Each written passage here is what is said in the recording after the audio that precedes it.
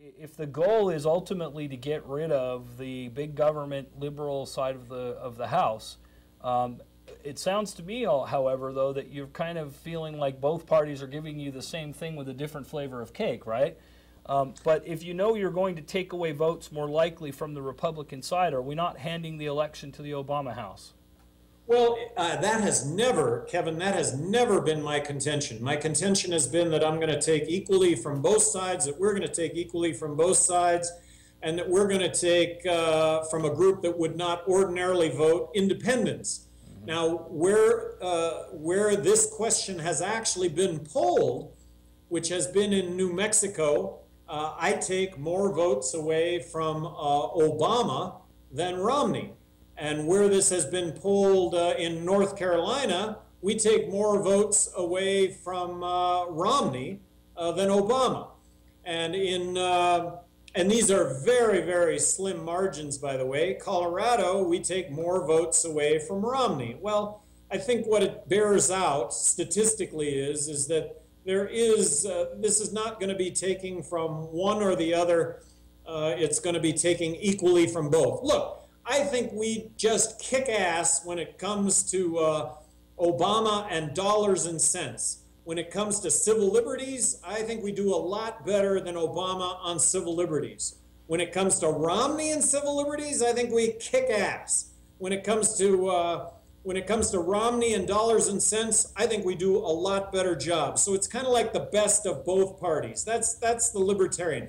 That, I think, is also the mindset of most people in this country. The fact that most people in this country describe themselves as being fiscally conservative and socially accepting and tolerant. I fall in that category. I think the majority of citizens in this country are in that same category. I think it's an exciting notion that a libertarian president would challenge Democrats on civil liberties. Look, abolish, repeal the Patriot Act. I would have never signed the National Defense Authorization Act. Let's bring about marriage equality. This would be a libertarian president challenging Democrats. Let's get out of Afghanistan tomorrow. Let's bring an end to the drug war.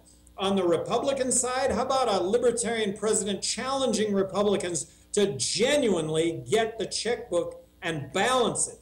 I, Gary Johnson, libertarian president of the United States, am vetoing this expenditure bill by Republicans because this bill spends too much, doesn't balance the budget. That's an exciting notion to me. And you have a history to show that. Why don't you give me a little bit of background on your New Mexico history? I mean, most vetoed bills in the history, in fact, what, more than all the combined governors at the time? Well, it may be an embellishment, Kevin, but I'm waiting for somebody to prove me wrong. I may have vetoed more legislation than the other 49 governors in the country combined. 750 bills, only 2 were overturned. The state's 2-to-1 Democrat. I should have gotten ridden out on a rail for vetoing all that legislation and the accompanying spending that went along with that and the erosion of civil liberties that would have gone along with that. But I didn't. I get reelected by a bigger margin the second time than the first time. So I have no aversion to vetoing legislation. And by the way, a couple of promises. I'm promising to submit a balanced budget to Congress in the year 2013, and I'm promising to veto any legislation where expenses exceed revenue. Even though they end up overriding that veto, I'm going to argue that under that scenario, spending would be lower than any other possible scenario you could come up with. And balancing the federal budget, in my opinion, saves the sinking ship. And we're all going down together unless we, in fact, do balance the federal budget.